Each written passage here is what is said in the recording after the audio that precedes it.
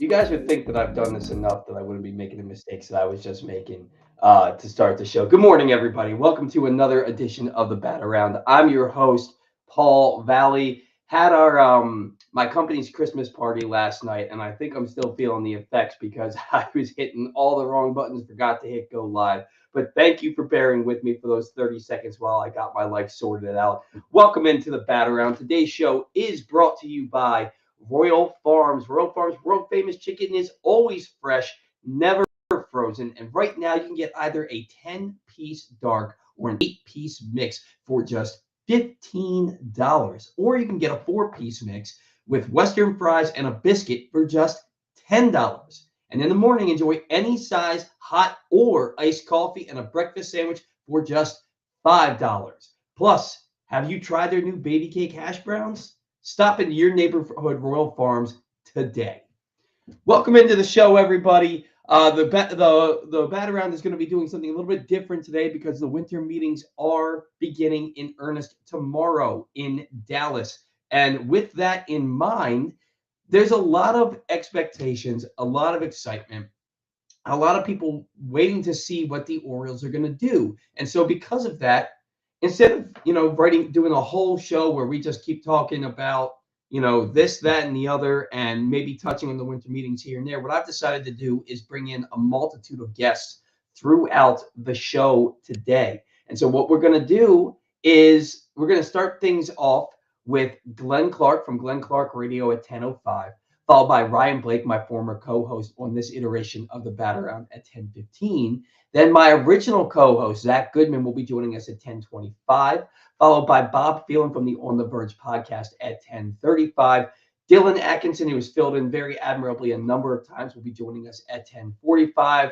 And then everybody's favorite, bringing him back to do a hit with us at 11 o'clock. Stan the Fan Charles will be joining us to talk winter meetings and Orioles baseball as we roll into the winter meetings. Glenn's going to be joining us here in just a few minutes, but I can't remember a time where there was so much excitement and anticipation built around the winter meetings for the Orioles. Now, look, every year, the winter meetings come, even when they were terrible, the winter meetings came and you were just kind of like, oh, maybe the Orioles will sign this guy. Maybe they'll trade for that guy. I'll never forget the 2010 winter meetings when, I wasn't anticipating them doing anything. And then the next thing you know, they trade for J.J. Hardy and Mark Reynolds. And Mark Reynolds hit 37 home runs that year. Was in the 2011 season, he was a big part of the 2012 Orioles run to get back into the postseason for the first time in 50 years. And J.J. Hardy really ingrained himself in Baltimore Orioles lore by playing a really solid Gold Glove caliber shortstop, hitting a bunch of home runs the first few years that he was here. He hit 30 home runs in like 130 games in 2011, which was a career high for him. And that's a guy who's a really good player for the Twins. I'm sorry, the Brewers, and then he went to the Twins. He was a really good player, and then he kept getting hurt, and then he comes into Baltimore and he becomes that guy, a staple, a mainstay in the Orioles lineup, playing shortstop, really continuing on that proud tradition that the Orioles have always had at shortstop.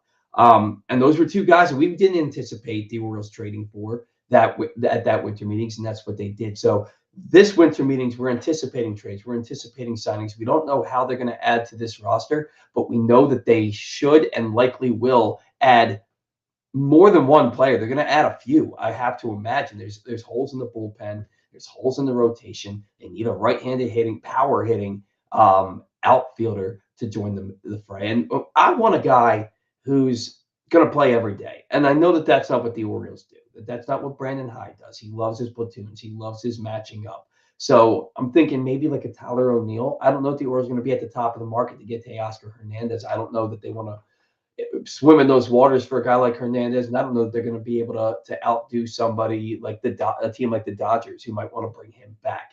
But it's a really, really fun and interesting and exciting time to be an Orioles fan with these winter meetings and all the anticipation and excitement wrapped around them coming up tomorrow. And so joining us now on the program is Glenn Clark from Glenn Clark Radio and 105.7 The Fan. Glenn, good morning. Thanks for joining us today. What's up, buddy? How you doing?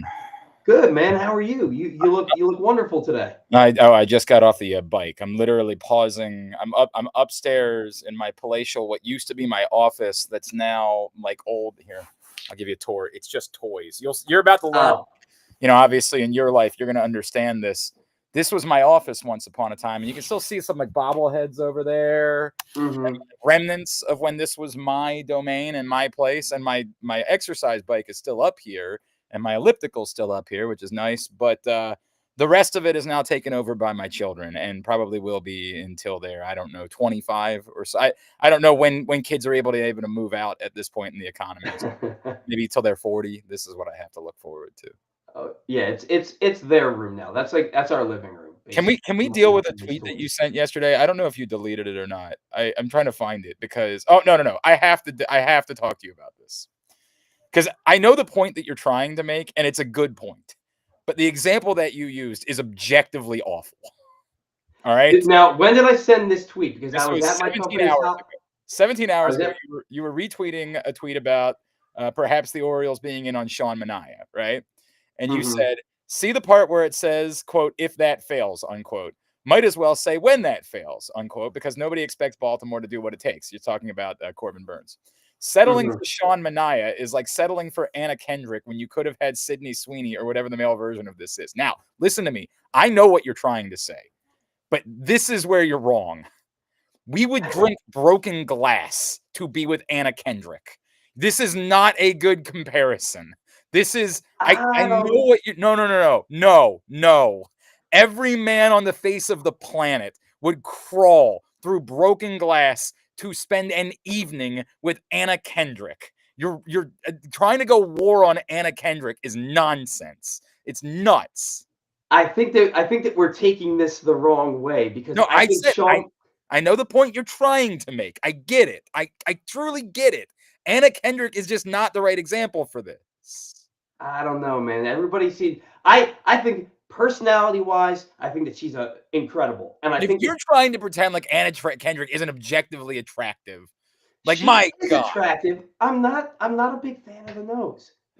Oh my Like God, this is a conversation we can have on another day. Jesus Christ. I'm You're a I'm married man, sorry. so I'm not gonna go anywhere here. But like Anna Kendrick approaches you at a bar and is like I had a shot, but I think I'm gonna pass. I just don't know if I'm feeling it with the no. Get out of here.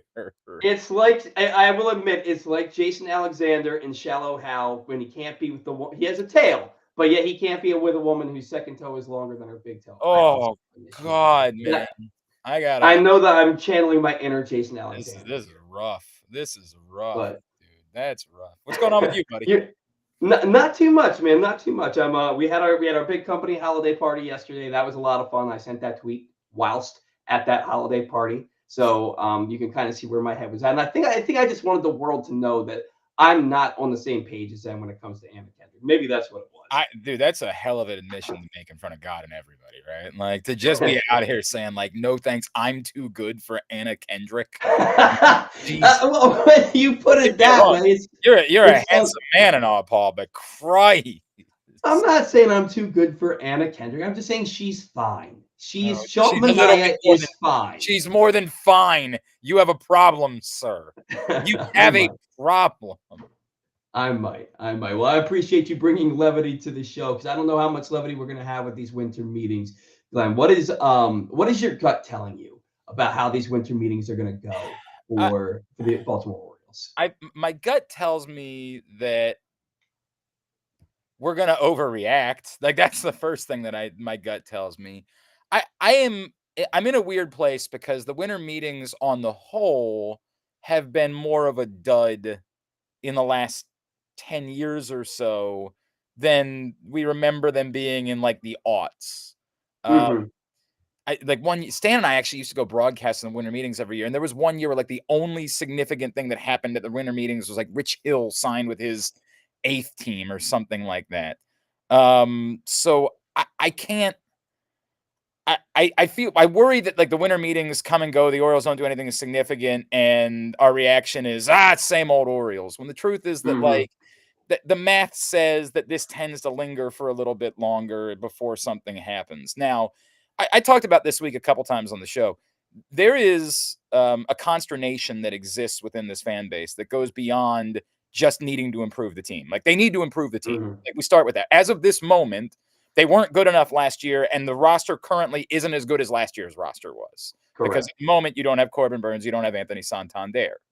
So they need to improve the team just to get back to neutral. They really need Mhm. to get better than that, right? Like, that's the Agreed. reality. So you start with that. And then there's the additional part that, like our buddy Josh Soroka says, my gut says, prepare to have no Orioles news. There's this thing that is weighing on this fan base, which is that this ownership group has to prove that something's different. Mhm. And to the point where we'd almost want them to be reckless. We almost want them to do something absurd just to do something, just to feel feelings Right. again, just so that we know we still bleed. Just go do anything, do something so that we recognize, hey, there's a there, if you will. And is that the best thing for them to do? We all know that's not likely something that Mike Elias wants to do, just to make a move for the sake of making a move. But Sure. all of that is sort of weighing on us in this moment every day that goes by, that there has been no significant movement. But we have to be realistic that at the moment, there's been very little actual significant movement. There's been some dramatic overpays for pitchers that, like, if that was the third pitcher that you acquired in the offseason, you'd say, okay, I'd take Matt Boyd if you got two other Mhm. guys that were good. Um, there hasn't been a lot of movement overall at this point, so you can't panic and start saying, well, there's nothing left. There's still plenty left. There's Sure. still plenty to be done. It's a question of where the market ends up and if the Orioles end up in. Absolutely. And I'll tell you that my expectations are high in terms of I expect them to make a number of acquisitions this off season. I don't know that it's going to happen at the winter meetings. I'd like to see it start at the winter meetings just because we get excited for this. Mhm. But the off season doesn't end next weekend, Right. right? The off season's going to go until spring training. We saw Jordan Montgomery, JD Martinez, and Blake Snell all sign well into March, if not into the season in JD Martinez's case. So And to be it's fair, we don't. Stan and I talked about this yesterday. I don't think it's a good idea to try to sign if you're signing pitching. I don't yeah, want you doing that in March. Like, neither do I. that does not work. Like, that's a Right. bad idea. If the priority is signing pitching, get that done. Pay the Mhm. price, get it done, because this team needs to have that pitching in place going into the season. 100%. And I think that, like, I don't expect this team to suddenly spend $500 million this offseason. They're not going to be the Texas Rangers from a couple of years ago. They're not going to be doing what the Dodgers seemingly do every year. But they're going to add some players because they have to. They don't have any other choice. They got a new ownership group where the control person in David Rubenstein has said, I didn't buy a team at my age to Right. not try and win a World Series. So we know they're going to do something. I just think the Birdland as a whole has PTSD Mhm. because really all we've really known in Baltimore over the last 40 plus years with regards to the baseball team is failure and disappointment. And so that's what people are expecting because it's our normal, it's our baseline with So this team. what's your practical, like, if they do this, I'm satisfied. Like, obviously it's not going to be Juan Soto, clearly, right? Like, Sure. what's your practical, hey, if these two moves are made, I'm gonna say just that it's a good offseason. See, I don't think that if it's just two moves, if it's They just would need to make more moves. I'm saying, but if these two, if they happen to be two of them are this, two of the moves they make are like, I my golden goose in practical terms is Max Fried, right? Like, that's the guy that I me think too. is perfect here. Yes. So that's sort of my within practicality. If a move they make is getting Max Fried, then I'm doing cartwheels about the offseason that the Orioles had. I agree. If they sign Max Fried and then they add, say, like a Tyler O'Neill to their Mhm. lineup, a guy who absolutely mashes lefties, you can put that bat in your lineup almost every day at some position, whether it's DH or in the corner outfield. Then yes, that is a very good offseason for this team. And you look at it on the other side of things. If the only player that they sign would be like a Nathan Eovaldi, who I love and I want him Right. here, I want them, I want Fried and Eovaldi. But if the only guy that they sign is Evaldi and then they go and they re-sign Anthony Santander, I'm not thrilled with the offseason, I get it. you know? I get it. I that it would be disappointing on the whole. If that's the 1-2, right? If that's the top of what they Mhm. do, I would say that's disappointing. Although someone would make the argument that you don't need an ace, you need bulk pitching. Like that's really what Mhm. you need. And we could fight about whether or not one of those guys from the Dodgers qualifies as an ace, right? Like does Yamamoto qualify as an ace? I don't know that he's the traditional ace, but he's really good. And you would Sure. argue that they certainly had bulk pitching, right? So if it's making a bunch of moves, and maybe we look back in December and say, or the next December and say, hey, boy, that was really smart to instead of throwing all of your money at one pitcher, acquire 3 to 4 pitchers and just bulk up on the amount of pitching that you had. But yeah, I'd prefer it be freed. Like I'd Yeah. definitely rather that be the answer. But yeah, I'm with you on Evaldi. I'm not opposed to it whatsoever. And all of the numbers for the last 3 years are really good, even though what's he 35 at this point? Yeah, 34, 35 years old. Yeah. He just I think we would all love Evaldi, but it's Evaldi and it can't Right. just be Evaldi, right? Yeah. Glenn, what can we plug for you? Well, and actually Ryan has entered the chat, so we're gonna bring him in. Ryan, good morning. Thanks for joining us. Got a little bit of overlap here with Glenn. Glenn, How thank you you been, so man? much for standing up for Anna Kendrick so I didn't have What to. the hell is this? Can you believe that? Right? Unreal. Can you Oh man. Absolutely unreal. It's Guys, I will die on this hill. I die on a lot of hills. I I die on I a lot of hills. if you did the Office Is She Hot scene, if you did that, you would get shut out. It would be 100 on one side and you on the other side. You'd be Would the I get shut out if I had Is She Hot in comparison to Sydney Sweeney? Okay, again, nobody said it. The problem is you're trying to make it seem like it's a bad thing. That was the comparison you were trying to make, is that like this would be dramatically disappointing. And I'm telling you, none of the rest of us that have male genitalia would be remotely disappointed if the answer was Anna Kendrick. We'd Well, high I five each can't have other. Sydney Sweeney.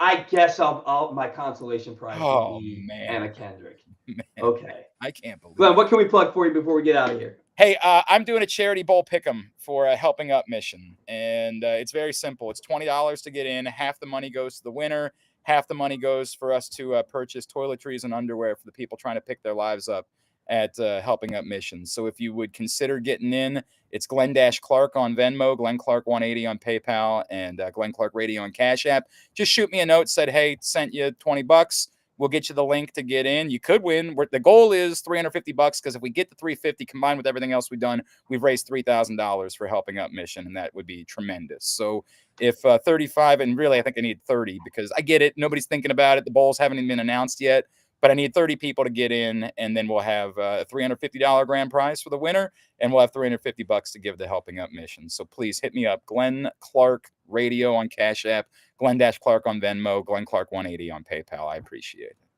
Awesome, Glenn.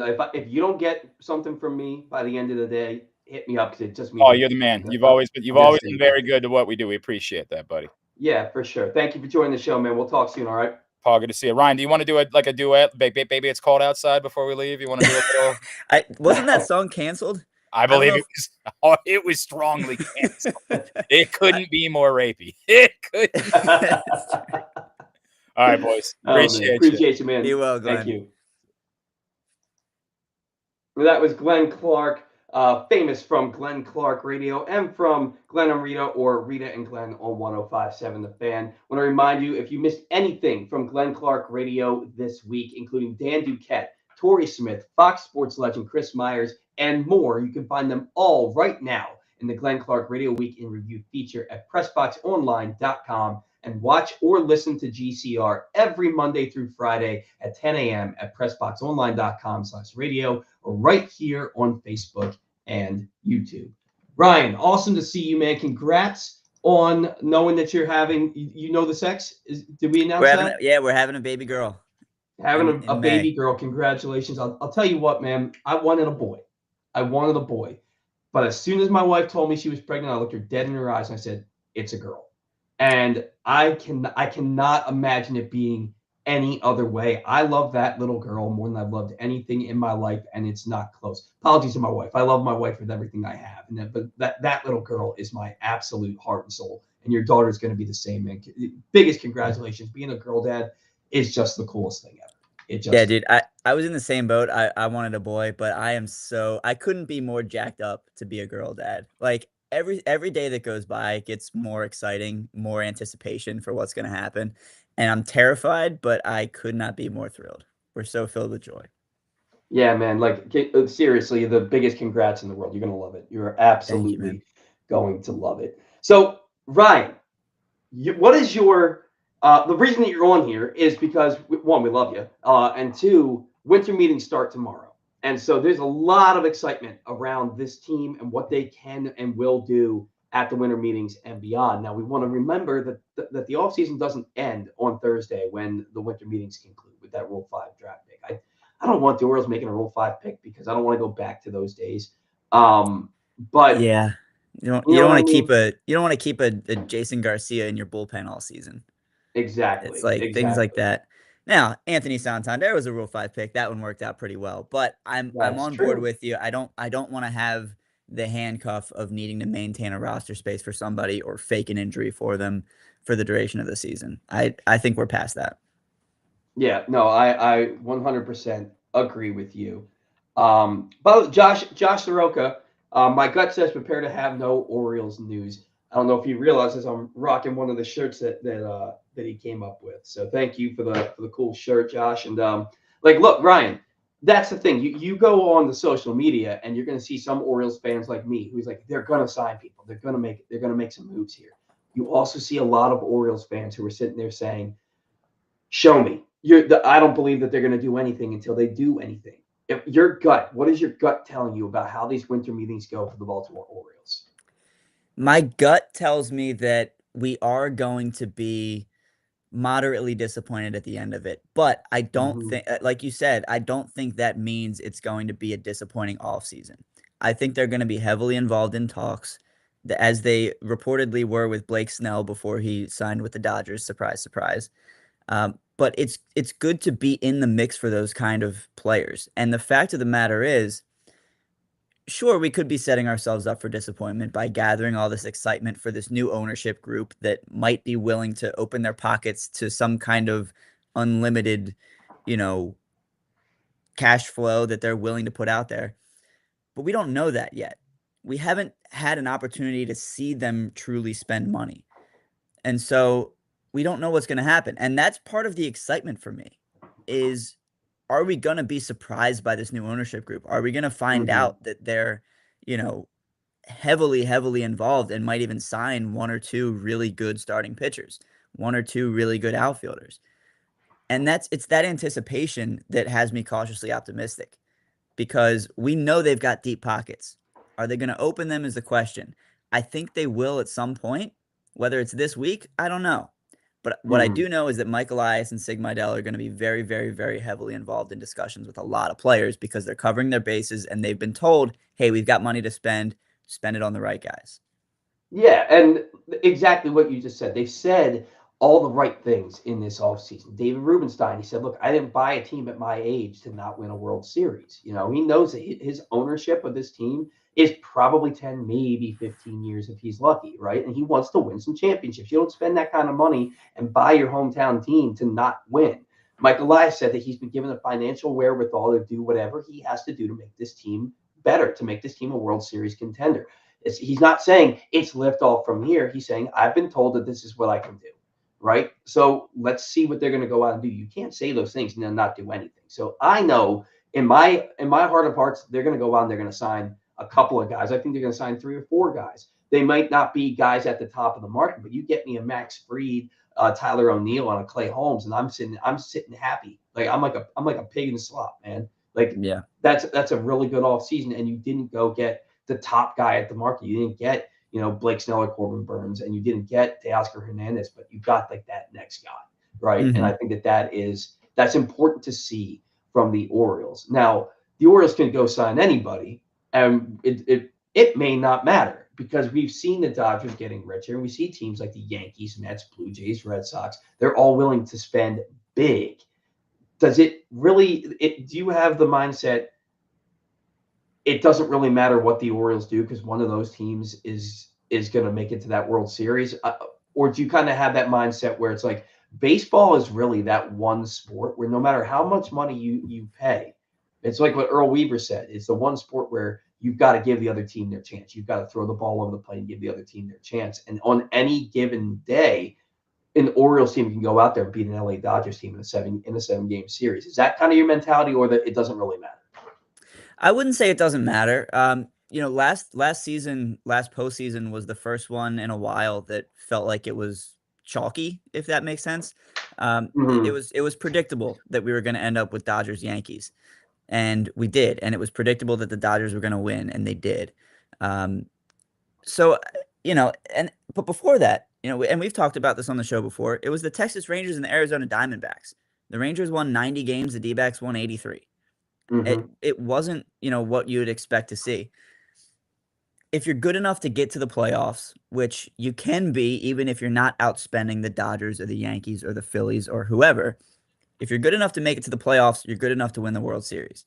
Will that Mm-hmm. happen? I don't know. We've been disappointed twice in a row. We thought the Orioles had a shot in 2023. They get swept by the Texas Rangers. We didn't really think we thought they might put up a fight against Kansas City, but Mm-hmm. disappointing nonetheless. I think it does matter because it shows, a desire to win and a desire to be great. Is that going to translate to postseason success? We don't know yet, but we've seen over the last decade in Major League Baseball, all you have to be is good enough to make it to the postseason, and then anything can happen. You will not convince me that if the Orioles had none of those injuries, especially in their starting rotation last year, this past season, you will not convince me that they weren't going to the World Series. They were a wagon before you suddenly lost in the span of like 2 weeks. John Means, Kyle Bradish, Danny Coulomb, like that team was an absolute wagon. They were beating all the best teams in baseball, the best pitchers. I mean, they put an 8 spot up on Zack Wheeler. I think he was a Cy Young finalist. You know what I Yeah. mean? Like the Orioles without the injuries, they would have been that team, I think, in the American League. And so if you go out and you add some of these guys to kind of get you back to that level, I think this team has a legitimate shot. And I'm with you. Any given day, one team can beat another. And now this is awkward. My two former co-hosts in the same room together. What are we going to do about that? Zach, how you doing, man? Great, guys. How are you? Good to be back. Doing well. I was really hoping that you were going to say good, man. How you doing, Zach? Good. I'm doing great. I couldn't be doing better, to be honest with you. So just happy to be here, ready to sound off on a few things, bring that little thing back. So there we go. Good to be back. That's awesome, man. Well, we appreciate you coming in. We're gonna finish things up here with Ryan for a second. Ryan, before we let you go, what is the realistic? If Ryan Blake is calling the shots, what are the realistic additions that you would make for this team? Okay. I like the idea of either Evaldi or Walker Buehler as a 2 or 3. I think you need to go get an ace, whether that's Max Fried or bringing back Corbin Burns. Blake Snell was my guy. That's who I wanted, but he's off the market, unfortunately. So if I'm calling the shots and I've got I get to deal with the ownership group that's willing to open their pockets, I'm probably going Evaldi over Buehler just because of the durability. I'm probably going Fried over Burns just because I want a lefty in the rotation. Yep. And then I'm with you on Tyler O'Neill. I like him a lot. I think he's a comparable but cheaper option than Teoscar Hernandez. And I love Tony, man, but I'm not giving a bag to a guy who's going to on base maybe 310 if he has a good year. I can't do it. So that's my successful all season. And then, a couple bullpen acquisitions, a couple bench guys, get a decent backup catcher.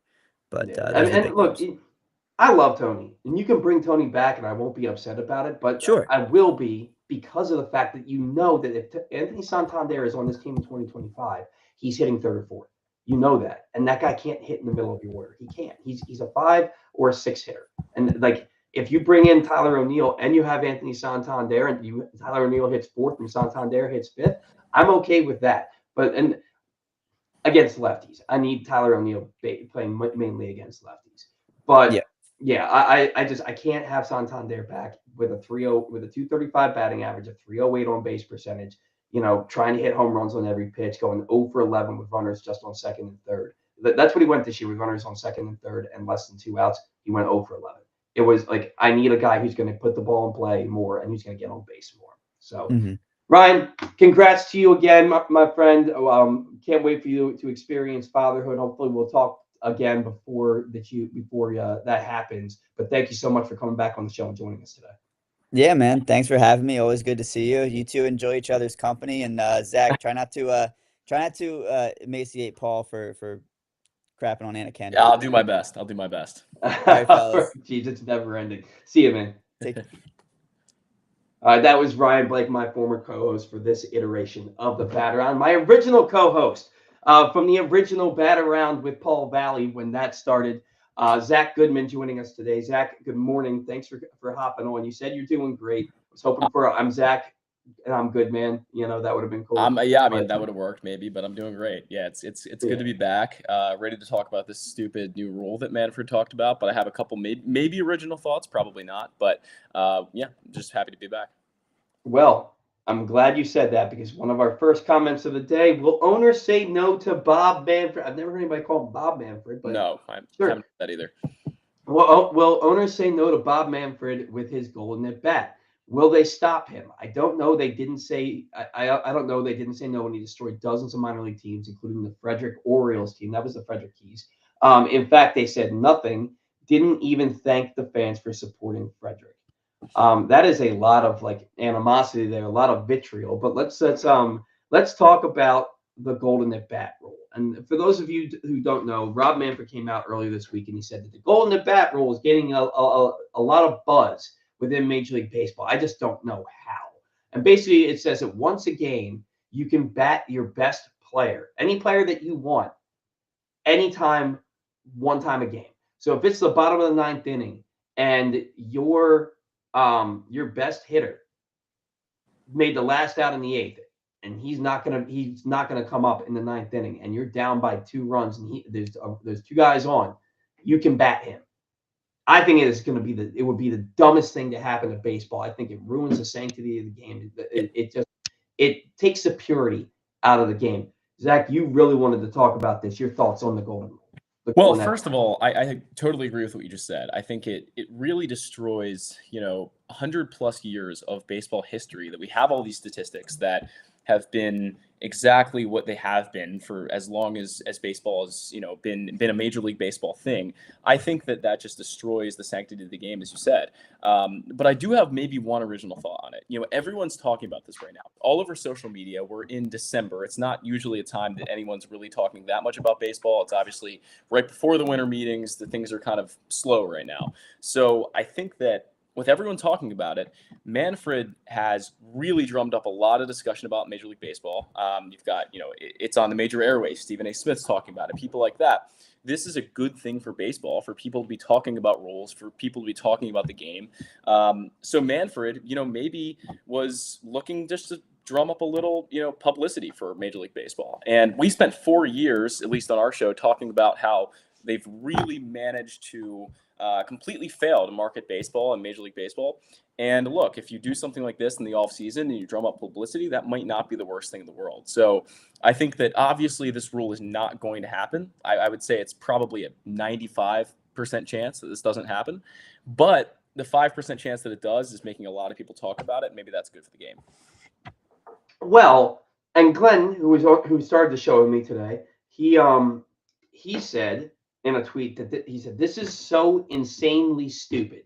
It is. He said it is so insanely stupid that it has to mean that he's floating this out there so that he can just pass something else that's still stupid but less stupid than this. And I think that's a genius thought on it because there's no way I have not seen one person who thinks this is a good idea. Not one person. And so I can absolutely see Rob Manfred coming up with this such an asinine idea that then he slides some idea where it's like, well, we're gonna take the ghost runner from on second base and now they're gonna be on first and third to start extra innings. And maybe he wants to pass something like that. And I think that's what he's trying to do. There's no chance that the golden at bat enters the game. If it does, it's not baseball. That's not baseball. Right. You know what I mean? Well, it wasn't baseball either when they did 7-inning doubleheaders, but they did. Yo, that I hated that. But this Oh is my farther God, than yeah. that. I mean, this is a whole nother world, really, in my opinion. Mhm. But you look at a guy like Gunnar Henderson. He had 630 at bats last year. If he's the guy that you're using, let's say in 100 games as your golden at bat guy, he's going to have 730 at bats in a single season. That's a lot. Mhm. I mean, the wear and tear that this would put on your best players. Maybe if Rutschman has a better year next year, they use him in 50 games or whatever it ends up being, or if they get a middle of the order guy, which I think we might talk about here in a minute. I think it just puts a lot of wear and tear on maybe 2 or 3 guys that you really don't need. Mhm. It just doesn't make sense. It's not baseball. You're throwing 100 years of history. It just doesn't make any sense. Well, and then you have guys like Aaron Judge or Shohei Ohtani, Yep. who they're going to shatter home run records because they're going to get that extra 100 at bats. Exactly. And honestly, they might get 162 extra at bats because Yep. what manager that has Aaron Judge and Shohei Ohtani isn't going to use them for one extra at bat a game if they can. And You it's know, the same thing. It's the same thing with Gunnar Henderson. Even if he's not on their level, but he's not that far off. And a guy like that, Yeah. are you really going to put anyone else in the box other than Gunnar Henderson? I mean, now, especially now that Santander is probably not returning, I'm not. Yeah. I'm not. No, you're absolutely. Maybe Jordan Westbrook. I love that guy. Maybe Jordan. He's been pretty clutch, so I would agree with that. For sure. All right. What are your winter meeting expectations? Do you think Orioles fans are in store for some disappointment? Do you think that the Orioles are gonna open those pocketbooks as early as tomorrow?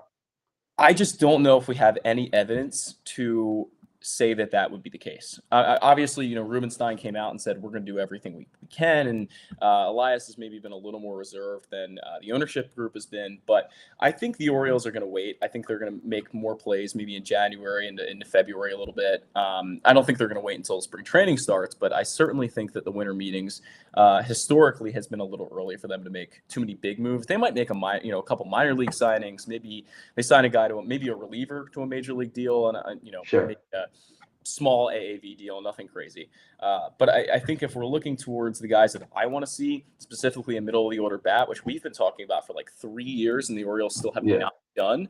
I think that would be a move that maybe waits a little bit longer, especially with Soto not off the board yet. Once Soto's off the board, I think things kind of get moving in the hitter market a little bit more. And Soto certainly could be off the board in the winter meetings. It's obviously, he has a few offers, it seems. Probably, Red Sox are obviously in play now as well. So it's going to be interesting there. That really could get the ball rolling on the hitter market. Well, Zach, before we get you out of here, what would be a solid offseason in your eyes? And would you rather sign a guy like Max Fried or Corbin Burns, or would you rather trade for somebody like Garrett Crochet or Bryce Miller? I love Garrett Crochet. I'm a little worried about walks with Garrett Crochet. He obviously walks a lot of guys. Max Fried, Corbin Burns, both great options. I kind of like Ryan's point about having a lefty in the rotation. That's certainly not a bad idea. I like Evaldi a lot. Always been a fan. Throwing hard, good breaking ball. Evaldi's a great player, and I would love to have him at the as a 2 in the rotation. And really, you look at last year, and Corbin Burns comes in. He's the big acquisition. And he didn't get them over the top. He actually had, saw a year where they regressed a little bit. And I think it just really, really emphasizes the need for that middle of the order bat, especially with Santander out of the lineup, presumably. Adley Rutschman underperformed. Quite a few guys underperformed. Jordan Westbrook stepped to the plate. Gunnar Henderson had a little bit of struggle down the stretch, but he still obviously was a 9.1 WAR player. He was excellent. So I think that a middle of the order bat, a guy that you can put it in your 3 or 4 spot to supplement those guys is very, very, very much needed. They stopped hitting down the stretch. They only scored 1 run in the playoffs. They've got to get a guy. Regardless of position, I actually don't care. You can find a position for a guy like a Pete Alonso or an Alex Bregman if they decide to dip into waters like that. They can find someone that's going to be a 8 WAR, 9 WAR guy and hit you 30 to 40 home runs and put up an OPS over 900. I think they can find that guy. It's just if the ownership group is going to be willing to deal out the money, which I think they can. But certainly Evaldi and then maybe a middle of the order bat would be amazing. Maybe you get a reliever. Tanner Scott's obviously in that group. So there's some options, but I certainly don't believe the Orioles are going to go all out. I just not sure I have the evidence to say that yet. Yeah, I don't think that they're going to go all out either. Really, really in depth there. I appreciate you everything you just said, man. That was great. So Zach, always love talking to you, man. We got to get out on the golf course when things warm up again. I can't. Let's do it. Let's do it. Man, you look great. I'm glad you're doing so well, man. Hope things are going as great as you say for you. And Thanks for thank you having so me much for back. joining us. Hope everything's What's good that? with the dog and the baby and everything. Hope everything's Oh good. my God, Bruce and Lily are awesome. I'm still thinking about Great. getting a saddle for her to ride him. Oh, So oh, we'll geez. see. We'll see. All right, man. Take care. Thank you so much. Thank you. Have a good night. You too. All right, Bob. You've been waiting very patiently in the waiting room. No Thank you so worries. much for joining us. We've got Bob Phelan at the Oriole Report from the On the Verge podcast joining us today. You're still with On the Verge, correct? Yes, absolutely. Okay, just making sure before we get into this, want to remind everybody that if you or a loved one has a gambling problem, call 1-800-GAMBLER or visit helpmygamblingproblem.org for free confidential services. That's 1-800-GAMBLER or helpmygamblingproblem.org for free confidential services. Bob, that read had nothing to do with you. It just happened to be the read that I had to do when you were coming on. So thank you so much for No joining us worries. joining us on the show today. How you been? Good. I always enjoy talking to you about the Orioles, and yeah, been good. Yeah, good, man. Well, we're glad to have you. I love talking baseball with you. How's the podcast going? Oh, it's going great. We're still pumping out at least one episode a week, and looking forward to the winter meetings. Hopefully, have something about, but we'll see what happens this week. Yeah, absolutely. Now, you guys kind of you specialize in Orioles minor leaguers. We know that they graduated a lot of guys. They traded a few guys. Who are some of the prospects that we're not talking about right now that we may be talking about this coming season? Yeah, I think we called last year the year of the pitcher, and I think it was. But a lot of the best guys, the best development happened in the lower minors, which doesn't grab as much attention. There's guys are moving up, and I think you're going to see at least 2 or 3 real breakout pitchers that could be flirting with top 100 overall prospect lists. Guys like Michael Ferret, Nestor Urman, and Keeler Morphe are guys with great stuff that are young and coming up the ranks here. Yeah, it'll be nice to see the Orioles get some, if it happens, to see the Orioles get some top 100 prospects who are pitchers. I mean, aside from Grayson Rodriguez and DL Hall, the cover's been pretty bare there. So it's nice to hear that at the lower levels, guys who are rising up through the ranks are on the pitching side of things, because that's the one thing that this team has really been missing down on the farm. So that's something to look forward to. Now, who could be, with the winter meeting starting tomorrow, we know that the Orioles, we need them to sign a few players or trade for a few players. Who are some prospects that the Orioles could trade to help them get some players that would help strengthen the package for, say, a guy like a Garrett Crochet or a Bryce Miller? I personally think Samuel Basayo. I think these guys are Okay. top 10 prospects in the game, and I think you don't trade your elite prospects. You trade your good to great prospects, but not the elite ones. And those guys, I think, are going to be really, really good Major League Baseball players for a long time. So I think you want to hold on to them. I just think the value is better that way, even if Mayo doesn't get as many at bats this year as you would like. I think you want a guy like that in your pocket, especially as guys hit arbitration coming up and stuff like that. But outside of that, I think anyone's on the table. I think Heston Kjerstad could headline a Garrett Crochet package as long as there's some other good pieces in there. I think Dylan Beavers is a guy that could be moved just because you got Kowser, you have Kjerstad on the corner outfielders, and they're young and really strong right now. If you keep those guys around, Beavers would be a great option to have at AAA for depth, but I think maybe he has more value in a trade for someone that could look to start him eventually on their team. Yeah, I think there's a lot of depth in the system. It's not as top heavy as it has been the past few years outside of Mayo, Kjerstad, and Basayo. It's kind of like, is it Bradfield? Is it Honeycutt? Is it McDermott? It's kind of like a little bit of a drop off, but then there's a bunch of guys after that are just kind of could break out, are decent prospects, but not fantastic. I think you could pull pretty much 1 to 3 of anyone from that pile and throw it into a deal. Now let's talk a little bit about a guy like a Kobe Mayo and a guy like Enrique Bradfield, right? We know that Enrique Bradfield has that crazy speed, that crazy defense, and you're not too worried about his bat at the big league level, because even a ground ball to the left side of the infield he's going to beat out a good bit. And the guy knows how to bunt. He knows what his strengths are. Is this a guy that we can see in Baltimore as early as this coming season, or you still think he's a year or two off?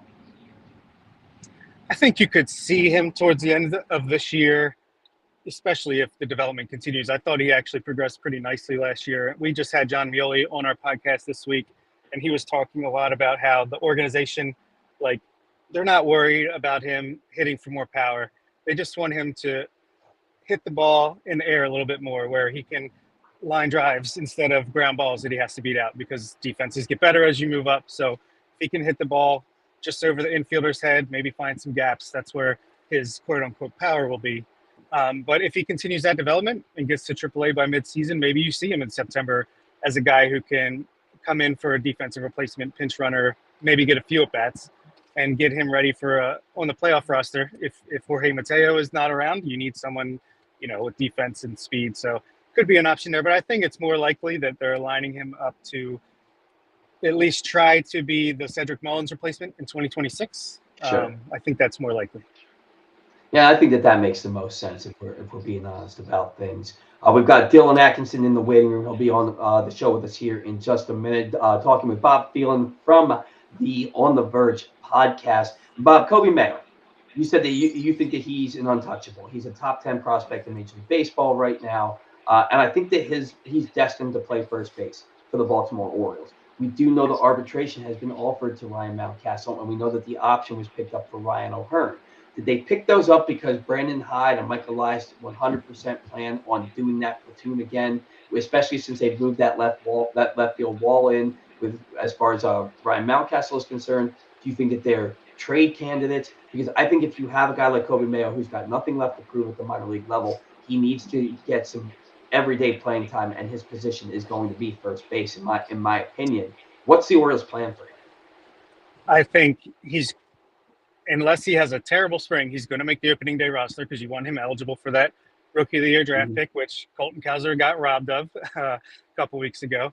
Yeah, I think they offered arbitration to Mountcastle because they thought that he was worth it at that money, and I think the same thing with Ryan O'Hearn. They picked it up because he's worth that contract at that money, and they can either trade him or keep him. They have options. I actually just wrote an article yesterday that my dream offseason, and that includes trading Ryan O'Hearn for a reliever, and then trading Dylan Beavers and a mid-level prospect to the Guardians, who recently it's come out that they are willing to potentially trade Josh Naylor. I think you trade for Josh Naylor, a guy like that at first base. I think while the platoon of Mountcastle and O'Hearn was pretty productive, it's probably the best place that you can reasonably expect to upgrade if you really wanted to.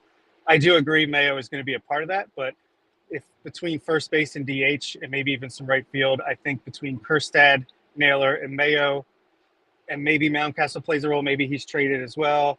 I just think you could have a situation like Colton Cowser last year, where you start Mayo, he plays 2 or 3 times a week the first couple of weeks, and as he gets comfortable and starts showing what he can do, then he earns more playing time, maybe even at third base a little bit. Maybe Jordan Westburg can slide to left field occasionally, especially with it being moved in. It's a little less difficult. I just think you want options, and Mayo is definitely going to be an option, I think. And it'll be up to him to determine how much playing time he gets. For sure. Now, you said you wrote that article about your dream off season. What is the dream off season? You mentioned, getting Josh Naylor. What is the dream off season for Bob Phelan, realistically speaking? I don't know how realistic it is. David Rubenstein and Michael Elias will determine that. But I did this a couple of years ago, and it was a fun exercise. So I'm going to update it. If a guy I want signs elsewhere, then I'll update it with a different version of it. I have Corbin Burns coming back to the Orioles for 7 years, $210 million, with wow. I guess the Orioles, are turning heads. This is real. Rubenstein's going to spend money. I think that would be a huge deal. Bring him back to lead the top of the staff. And then I think you need another guy that's at least better than Dean Kramer to just fill that rotation. I have Sean Manaea coming in, signing a 3-year, $70 million deal, something like that, to be either the 2 or 3 starter with Eflin, Rodriguez, and Kramer filling out the 5. Then you have Cade Povich, Chase McDermott, Brandon Young ready at AAA and waiting, as well as Trevor Rogers. I always forget about him. And then I have us signing Carson Kelly to be the backup catcher, 1-year deal with an option, the option in case Basayo's not ready for 2026. And then I have, like I said, trading Ryan O'Hearn. I have him going to the Tigers. He can kind of platoon with Torkelson and DH, and getting Alex Lang, who's a good stuff reliever who doesn't have the best command. The Orioles seem to target those type of relievers, and he has an option remaining, which would be nice flexibility for the bullpen. Yeah. I have Beavers, and I think it's Alex Pham going to the Guardians for Josh Naylor. I use that website that Baseball Trade Values to kind of come up with these deals just to help, so I'm not just off the cuff. And then lastly, I have us trading, I can't remember exactly, but it's two not very notable prospects to the Cubs for Seiya Suzuki, who it came out they're trying to move either him or Cody Bellinger to free up some money. And I think he would be a nice bat in right field and DH to replace Santander. Yeah, you know what? That sounds like a beautiful off season. I think we would all be jumping up and down if something like that were to happen for the Orioles. So I like the way your brain works. I like the way that you're thinking about this off season. Some likely stuff where you're going to be spending some money, but you're also not going to be spending $500 million this off season. So I like it.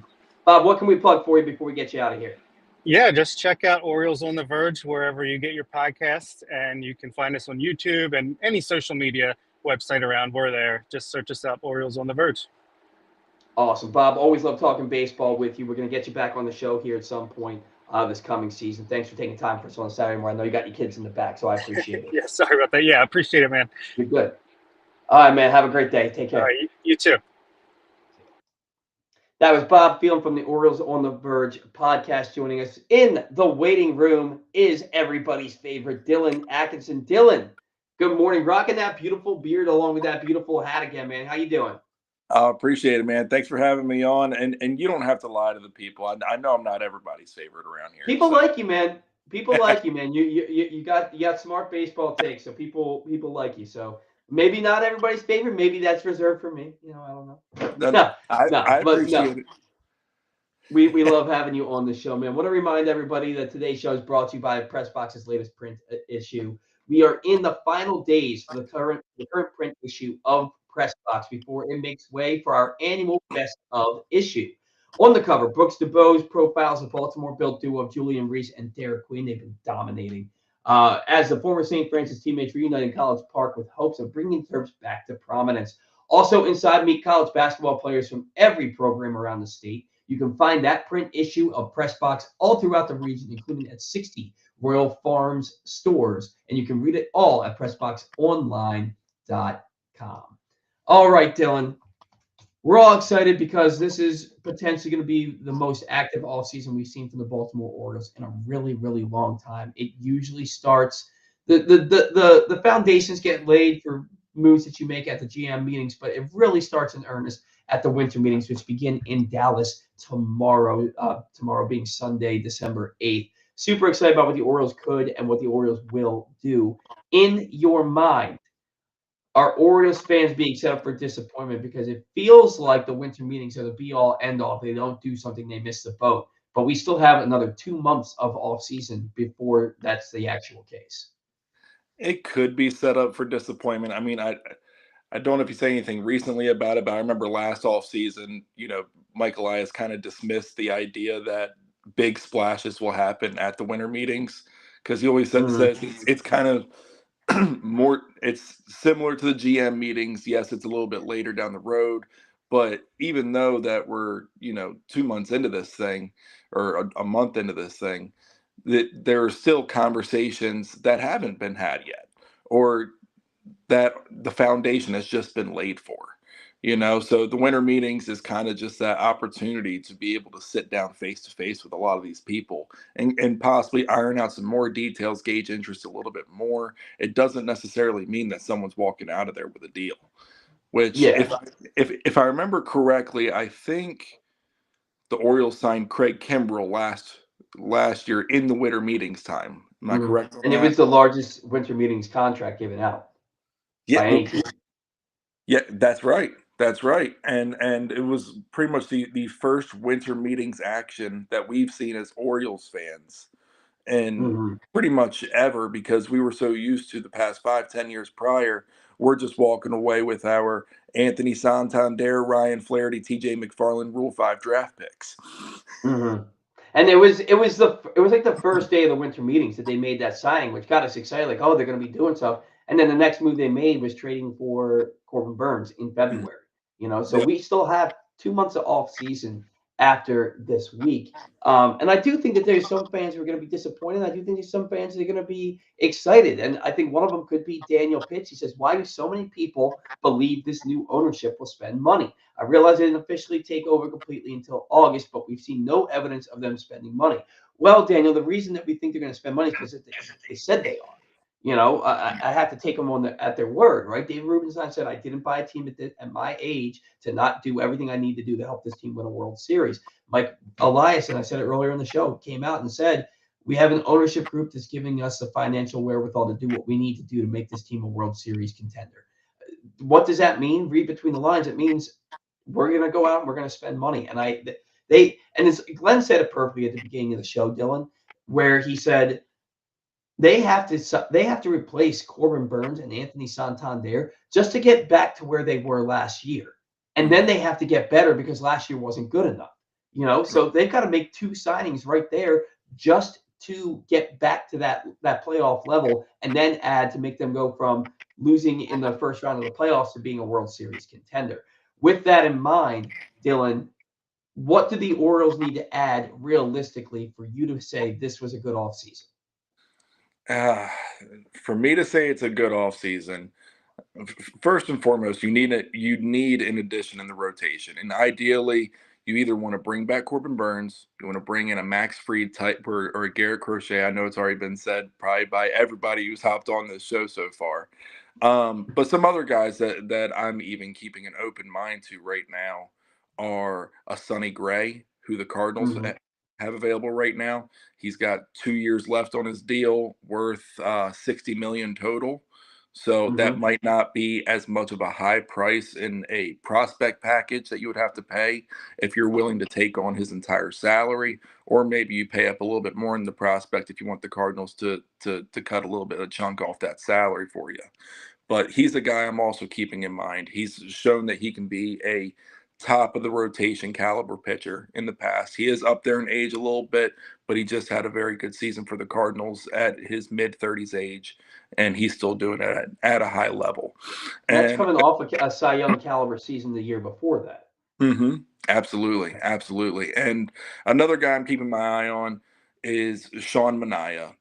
A lot of people may not be believing it as much as I am, but he's kind of reinvented himself this past season. He's dropped down the arm slot. We've seen a lot of comparisons with his new delivery to Chris Sale and his delivery. Since he dropped that arm slot, he's been looking damn good in New York.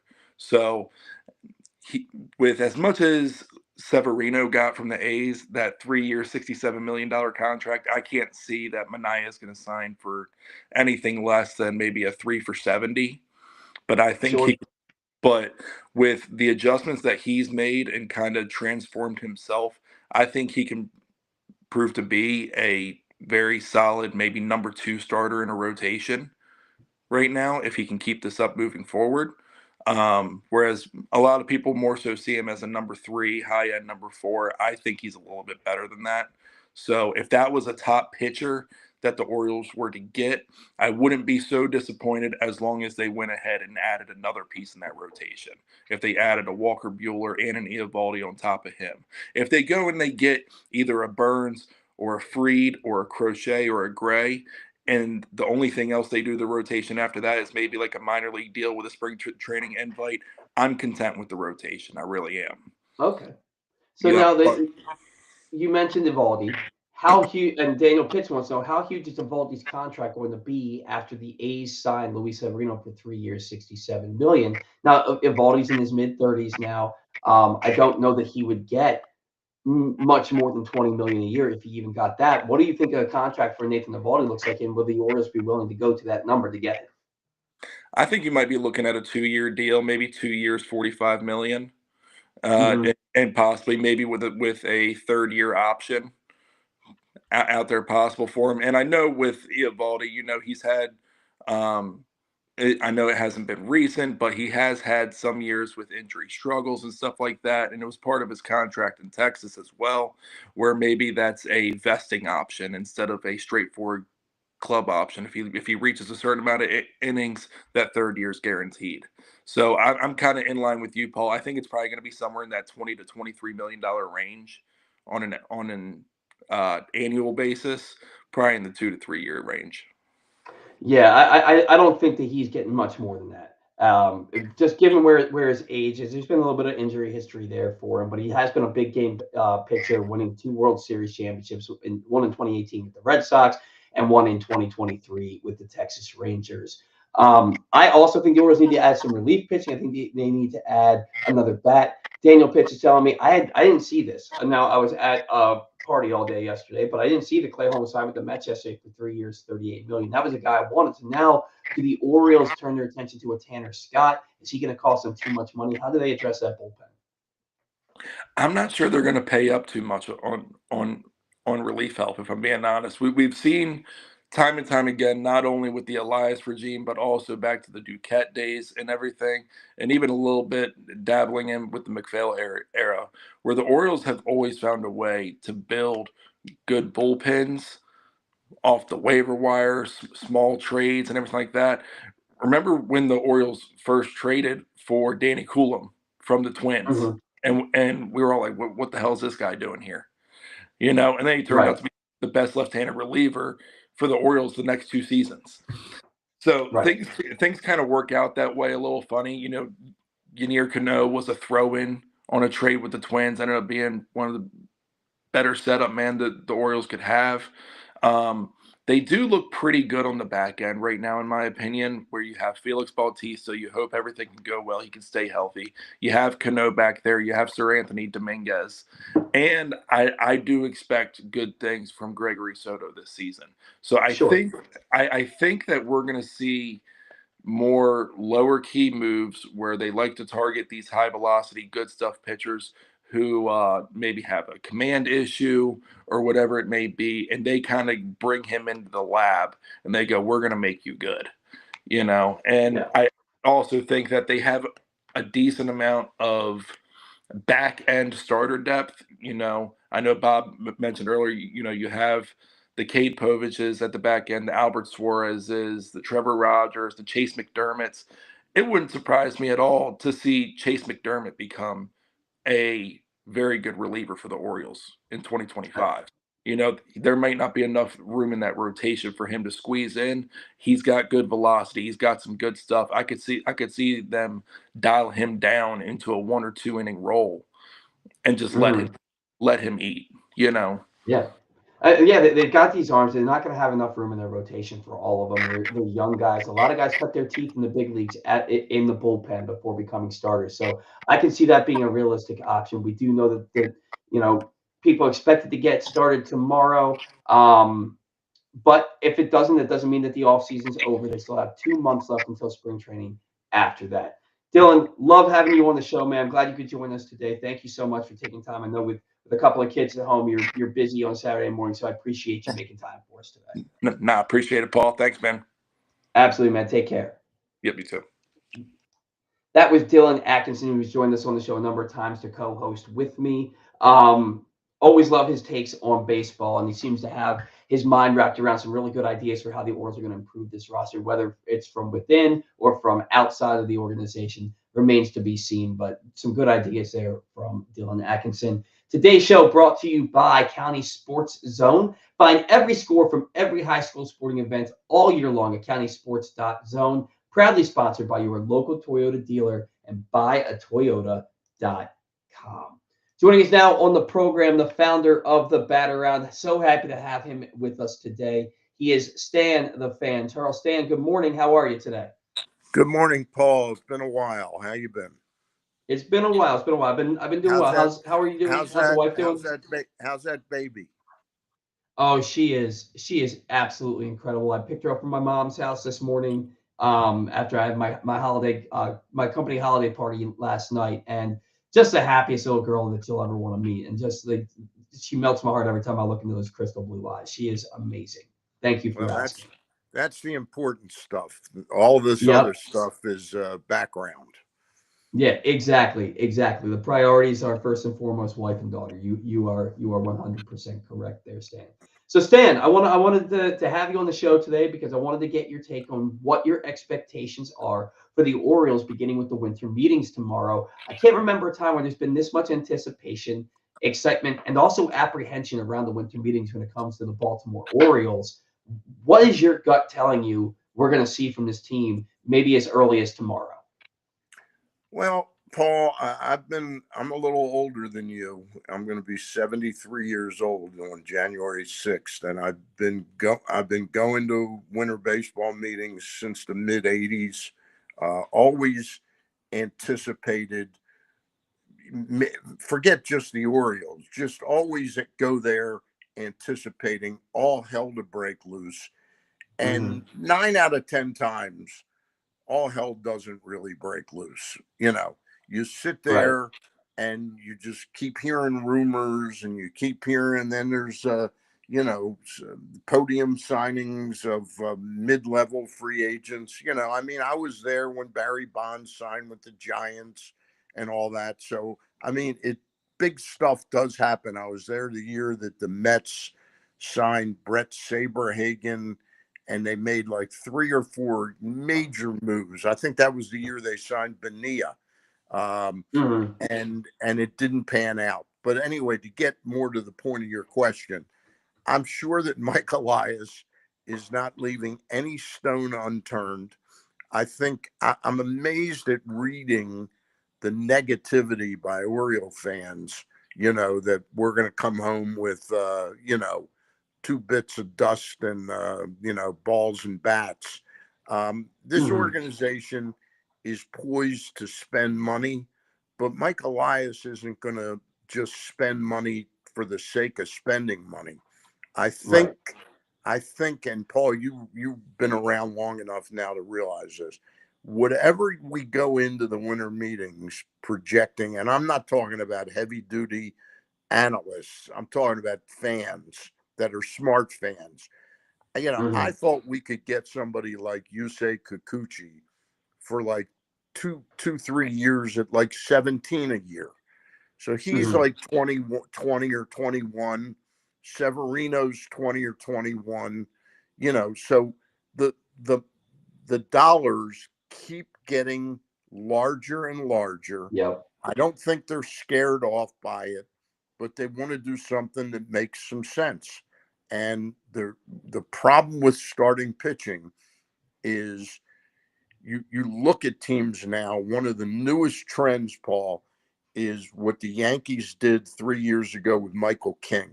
They had this bullpen, really good bullpen arm that suddenly they said, we're short on starters. Let's go, let's make him a starter. He became invaluable in acquiring Juan Soto. Right. That deal wouldn't have gotten done without that. Jordan Hicks last year, the Giants signed a reliever, planning to convert him, and it worked. He had This a year, great year. you see the Mets last night struck with Clay Holmes. I Mm-hmm. think that's one of the smartest strategies I would go toward. Would be like more like a 2 or 3 year contract for like a Jeff Huffman at like $36-38 million, rather than be spending 20, 23, 24 for Walker Buehler, who I love. I think he's a great bounce back candidate, but Me it too. scares me to death that there could be arm problems right away. I'm frankly shocked that the Mets signed Frankie Montas, but at For 17 a 17 year, million a year.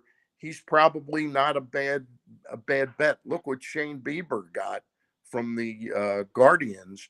Got 14 for 1 year, with the understanding there's no way he's going to be ready until June, and more than likely June becomes like his spring training. So you're looking at a half a season at 14 million. But you know what? Shane Bieber probably on the open market gets 27 or 28 million dollars a year for 3 years if he bounces back this year, you know. That's So true. I'm expecting the Orioles to do something. They've got a lot of work to do, to be honest with you. They need a right-handed bat.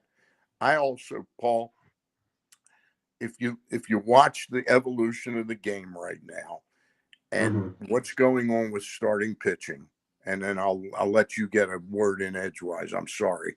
No, you're good. You're good. I'm I'm sorry, enjoying listening. but and half of this is because I don't really have a clear-cut answer what the hell they're going to do. But my thing is, I would go probably much cheaper on starting pitching, unless they could get Max Fried. Okay, a little bit under what Corbin Burns is going to get, but I would be more inclined to do like a Nick Pivetta at like 2 years at 32 or something like that, or 34, like Montes money, and then put more money in the back end of the bullpen.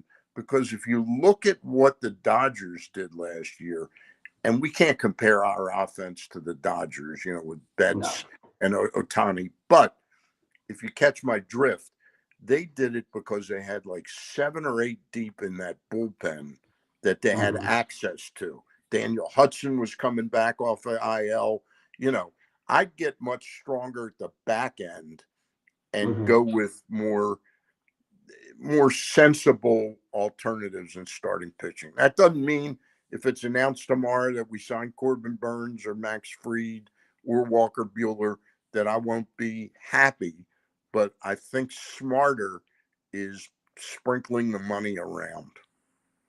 Well, and that's how Mike Elias operates, right? Is that he looks for those deals. It's going to help. It's going to make the team better, and then you maybe add somebody like you said to that back end of the bullpen, and then you're shortening games where you don't need an ace that's going to give you 7 innings every time out. You need a guy that's going to give you 5 1/3 to 6 really innings. does, Paul? Who really does anymore? Starting Right. pitchers are like 5+ now. They're not 7 2/3. You know, even Corbin Burns last year, as good as he was, and I got frustrated watching him because I thought his pitch count, more out of his design, got artificially inflated every start. You know, with stuff that he has, I don't know why he's nibbling as much as he was. You know, so Yeah.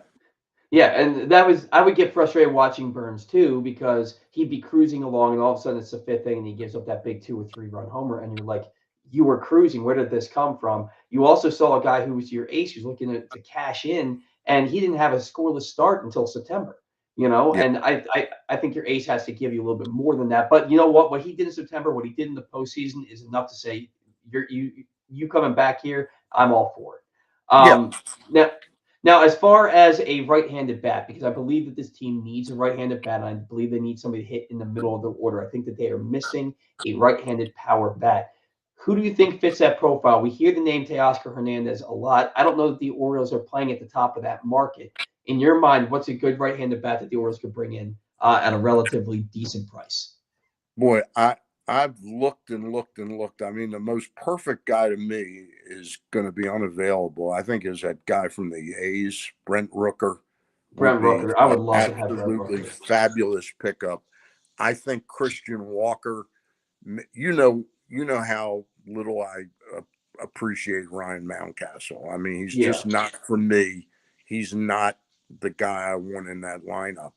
I'm I'm not down on Kobe Mayo, but his cameo was not impressive. You know, correct. it does not mean that he can't hit the ground running this spring. These star prospects, a lot of times they all hit really bad. Look at Jackson Holiday. We all know Jackson Yeah, Holiday is going to be a solid, if not worthy of 1-1. We know he's going to eventually be a solid major league player. sure. But Teoscar Hernandez is getting to be very expensive. I'm reading I think 71 so too. for 3 years. I don't think the Dodgers, unless the Dodgers were to shock the world and sign Soto, I don't think the Dodgers are going to let Teoscar Hernandez walk out of that building. And I'd be that's the pretty problem. shocked. Yeah, I'd be pretty shocked. Christian Walker is, again, a guy that interests me a great deal. He would play the position that I think they need. He plays it at a Gold Glove level. And one of the things, Paul, if this team is going to win, they have got to add, and this was the same problem that the 14 Orioles had. And I got blown away by it because I was so excited that they were back being relevant. But you looked at that team on base percentage back in 2014, the Royals, and I got snookered by it. I predicted we were going to beat the Royals and get to the World Series. But the Royals on base percentage as a team was in the 330s. The Orioles was about 314, 312, Something like that. that. And that's where the Orioles were back at being last year. Whereas in 2023, I think they were in the 320s. You're not going to win. It's really unusual to win with a team on base percentage like at 312, 310. You're not going to win with the pitching the Orioles have. The Orioles have they have some upside in their rotation. They got some good arms in the bullpen, but they need to sprinkle in two guys that are 340, 350 on base guys. I absolutely agree. I think that's the main reason that you're not going to see Anthony Santander back in Baltimore unless he's in the visiting dugout, because he just doesn't get on base enough. And like you have plenty of guys in your lineup that can hit the ball out of the ballpark. Gunnar can hit 40 plus home runs a year. You've got those guys. You need somebody that's going to hit in the middle of your order, who's going to get on base and strike fear in the opposing pitcher. I've been saying that for 3 years.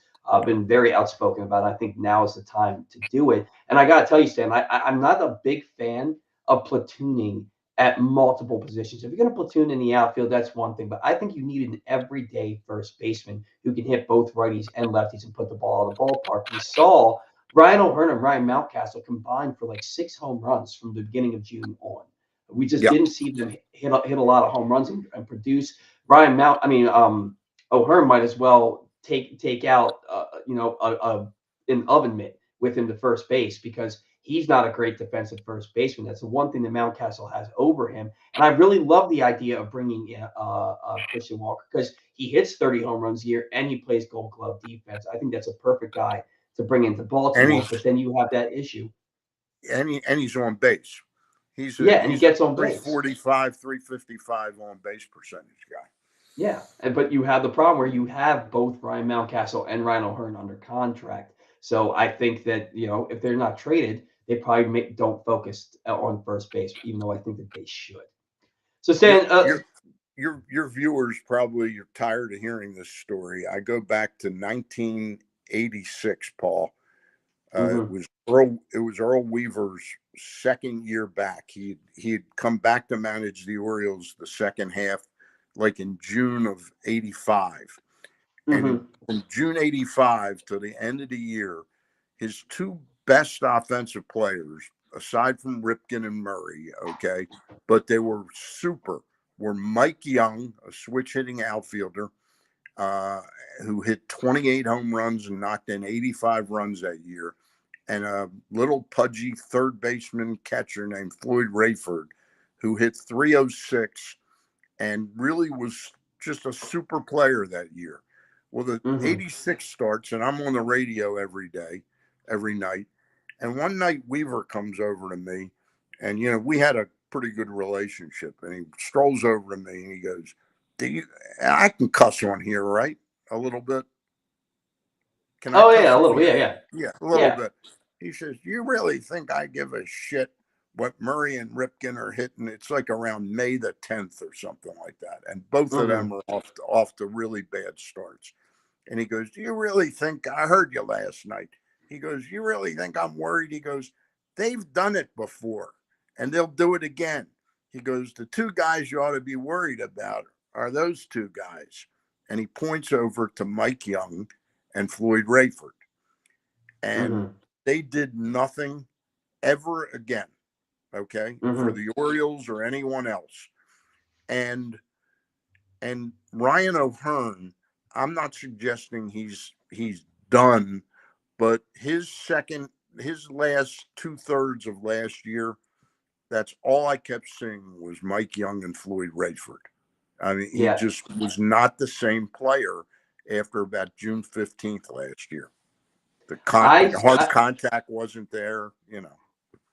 I'm a firm believer. Somebody tells you who they are, believe them.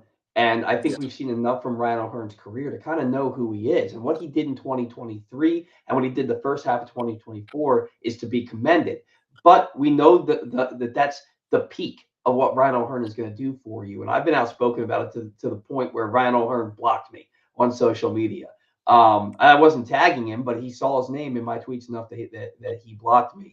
And I just think that the Orioles need to have somebody on this team, like you said, that has done it before and will do it again. Not somebody who we've seen glimpses, but we basically know who they are. So Stan, before we get you out of here, if you are running the Baltimore Orioles and they're going to make 3 signings at the winter meetings and the rest of the offseason, whether it's 3 signings or trades, who are you bringing in that's realistic to the Baltimore Orioles for 2025 and beyond? Boy. Well, I get back to the more I'm thinking about it, I think somebody like a Nick Pivetta makes a lot of sense. Makes a lot of sense to me at the price tag. And if I go in to next season with Pivetta, Grayson, Eflin, and then I still have not given up on Trevor Rogers. I have too much faith in Mike Elias to think that is a total washout. I think they will get something out of him. I have a great deal of faith in Povich. I don't know whether they'll get much out of Suarez again. I mean, that was miraculous last year. But Pivetta makes a lot of sense to me. That leaves some money for replacements for Coulombe and Webb. And we've got, like Luke was texting me, he goes, boy, they really used the hell out of those 2 arms and then they're gone. I said, look, they were terrific. You got to be better than that, especially in the case of Webb. Okay. Agreed. I think they need to be better than that. So I would they have to also, I love Gregory Soto. I think he's going to be a very valuable part of this bullpen next year. But I think they need to bring in somebody that is substantial in that, whether it's Kyle Finnegan. I don't know the exact names that I'm going to project. I'll be writing about this shortly, but I think they have to add 1 or 2 arms in that bullpen, and they have to get a right-handed bat of some substance, and that may have to come in a trade. So. Yeah, I am not as much as I liked Austin Hayes. I'm not a big fan of revisiting Austin Hayes. Me either. I think that he was traded at the right time. I think that they made the right move there, and I don't think that reunion is in the cards. Stan, what can we plug for you? Absolutely nothing. Okay. That's all right. I've been taking a little bit of time off from my weekly Zooms, the one I do with Ross and Luke during the baseball season. We've decided to take off through the winter meetings. I'll probably do something with Glenn this week on the winter meetings, maybe like Tuesday, or as events warrant if the Orioles make some big news. And then just after the holidays, I'll be back with much more stuff, like a weekly Zoom waiting, and then baseball season as well. And I'll be back with doing the power rankings and right about other things. Yeah. I'm excited for the power rankings. I read those when you put them out every week, and I appreciate the work that you do with that. And spring training, it's only 2 months away. It's going to be here before you know it, and we will be right into another baseball season. And I know that you and I, when it comes to baseball, cut from the same cloth, so we can't wait to have that on our TVs every night. By the way, I just want to plug one thing. I met John W. Miller, who has written a book. It's the first real book ever written about Earl Weaver. Not a book that Earl wrote.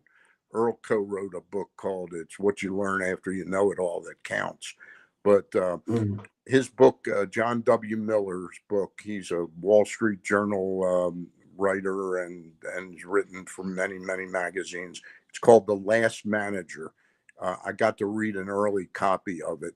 I haven't read the entire book, but I've scanned chapters. It's really, really well researched, well done. It doesn't come out till March, but it's going to be something that Baltimore fans will really want to gobble up. It's going to be terrific. Yeah, And I'll look forward to trying to get him on a Zoom, and maybe we can get him on yours as well. that would be great. He sent me a copy of the book as well, and Great. it's on my bedside table. It's my next book. I'm in the middle of one book right now, but when I'm done that, I'm cracking that one open. I can't wait to read it. All right. Thanks for reaching out. Happy holidays to you and your family, Paul. Likewise, Dan. Great talking some baseball with you. Hopefully, we'll talk again soon. All right. Okay, buddy. Bye. See ya. That was Stan the Fan Charles joining us on the show that he created live here on the Bat Around today. It's been a hell of a day talking baseball with all of my favorite people to talk baseball with. Want to remind you that today's show is brought to you by Project Game Day. Press Box's Project Game Day is back for another season. You can join Glenn Clark, Rita Hubbard, and Super Bowl 35 champion Femi Ayanbadejo, who was the keynote speaker at my company's holiday party yesterday. They'll be going live after every Ravens game this year as they break down what happened and why and what we learned in each game. No show this week, but they're back following Ravens Giants next week, which I expect to be a blowout in the Ravens' favor. That's Press Box's Project Game Day, every Ravens game day, all season long. I also want to remind you that today's show is brought to you by the Governor's Challenge. The top high school basketball talent from across the country returns to the Wacomico Civic Center December 26th through the 30th. Witness 5 full days of elite competition featuring over 140 high school basketball teams. For tickets and info, visit govchallenge.org. That's govchallenge.org. That sounds like a hell of an event.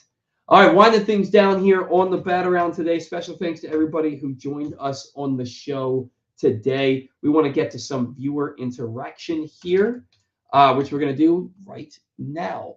Let me see here. JJ Jones says, this is a fact. Small market teams write small market checks. That will never change. And that's alluding to the fact that he, along with Daniel Pitts, doesn't believe that the Orioles are going to sign anybody significant, spend that kind of money. And look, they've been rumored to have had conversations with every pitcher at the top of the pitching market.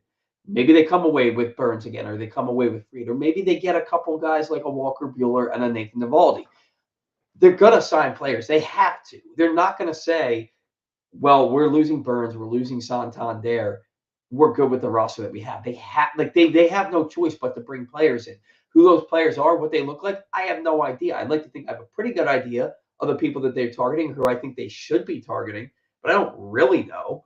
But I cannot imagine them not spending money after the comments that Elias has made, that Rubenstein has made, and when you look at their roster, they're not good enough as they currently stand to be a playoff team. And we've already been to the playoffs. We got to get beyond that. We've got to get deep into the postseason. It's been 41 years since we've seen this team win a World Series. Not in my lifetime. That needs to change. And they're not going to do that by playing like a small market team, especially when you consider the fact that I think they're the 25th largest market in the country, and the Padres are the 26th, and the Padres routinely have a payroll over $200 million. You've got the money. Go spend it. And I absolutely believe that they will. Daniel Pitts says, Elias will trade Mountcastle before O'Hearn. He will not give up the right-handed, left-handed platoon, and Mayo would be the right-handed hitter. Maybe. The guy loves the platoon. Elias and Brandon Hyde love the platoon. Brandon Hyde loves to match up. And I can 100% see them having that platoon again at first base and in left field. I've never been a fan of platoons. I think there are plenty of guys out there who are good enough that you can pay to come play every day for you at first base, like a Christian Walker. I think Kobe Mayo will be good enough. I don't know how good his glove's going to be. I don't know if they want to waste that arm. I don't know. And I don't believe that they have any intention of moving him to the corner outfield. But maybe he's that power hitting corner outfielder that you're looking for from the right side. Maybe that's what they do. Maybe they know that he's going to be that guy. But never been a big fan of platoons, but I know that they're going to, and we have to be realistic about it. And that's why I've kind of turned my attention to Tyler O'Neill rather than Teoscar Hernandez, because Tyler O'Neill absolutely destroys left-handed pitching. Like he had like an 1100 OPS last year against left-handed pitching with more than half of his 31 home runs. So I think Tyler O'Neill makes a lot of sense for this team, but he'd be coming in a platoon, but also probably DHing a lot. Daniel also goes on to say, liftoff has prepared all of us Orioles fans for disappointment. We don't trust Elias anymore, and as far as spending money on acquiring players anymore because of this. I don't know, man. It's not that I don't trust Mike Elias. I still trust him because this is his first off season with an owner that's willing to spend money. Now, if they don't do anything significant this off season, then yeah, I probably don't trust Mike Elias after this. But I need to give David Rubenstein this off season to show what he's going to do as the owner, and I need to give Mike Elias his first off season with David Rubenstein before I just shut the book on him and say this dude is who he is. John Angelos was the control person before him, and we all know how that guy handled money not well as far as spending it and prioritizing concerts over winning baseball games. So we've never seen an offseason with Dave Rubenstein, and we've never seen an offseason with Michael Elias with an owner that's going to allow him to spend. So let's pump the brakes on saying he is who he is and we don't trust him. Give him this offseason. And then Steven Robinson says, will Santander be traded? Well, no, because he's a free agent. So Santander is a free agent. He rejected the qualifying offer that the Orioles offered him, which is, I believe, $21.7 million. So he is on the free agent market. The Orioles could bring him back. I don't anticipate that that's what they're going to do because they know that they had an issue getting on base, and they had an issue in the middle of their order. And who hit the middle of their order last year? Anthony Santander. While he hit 44 home runs and drove in 102, he also batted .235 with a 307 on base percentage. And again, 0 for 11 with runners on second and third last year. Not first, second, and third, where runners just on second and third. He went 0 for 11 last year. You need somebody better than that. Love Anthony Santander. If they bring in a right-handed bat like a Tyler O'Neill or a Teoscar Hernandez, and then they also bring Santander back, I have no issue with that. Bat him fifth, bat him sixth, and let's go. But he can't hit third or fourth. I think that he's gone. I think that he can't be traded because he's a free agent, but I think he signs elsewhere. I could see him signing with Cleveland. They always need outfield help. I could see him signing with the Marlins or with the Nationals, who think that they're on the cusp of becoming a really good baseball team again. I could see him going to New York or Toronto for that matter. But I do not foresee Anthony Santander. I do not foresee that we sign Anthony Santander back to the Baltimore Orioles. I think those days are done. And then finally, Daniel Pitts just got this comment in before down to the wire here. Predict, Paul, will we sign anyone of significance at the winter meetings? Yes. I think that the Orioles are going to sign somebody that we're going to be happy about at the winter meetings, whether that's a Tanner Scott or some other back-end reliever, whether it's the Kyle Finnegan. Maybe it's Tyler O'Neill. Maybe it's Max Fried. I don't know who it's going to be, but they are going to sign somebody in the next 5 days that is going to make an impact on this roster, and we're going to be excited to have that guy signed. That is my prediction. Won't tell you who it is because I don't know, and I'd be making it up. But I firmly believe they will sign at least one significant player this offseason. And not more than that this offseason, but at the winter meetings specifically. All right. Today's show has been brought to you by Hartford Holiday. Visit Hartford County, my neck of the woods, this holiday season for a brand new event.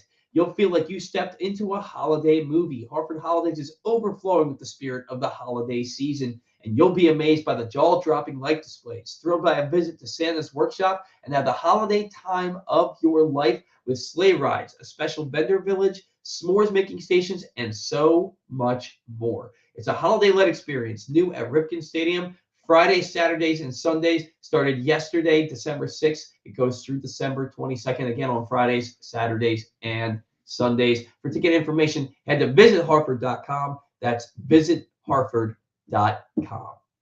Special thanks to every single one of my guests who joined the show. God, I love talking baseball with all those guys, and I was so thrilled that they could all come on and talk about it. And it's really nice to, a lot of the questions were the same. The perspectives were different. The common theme, Max Fried.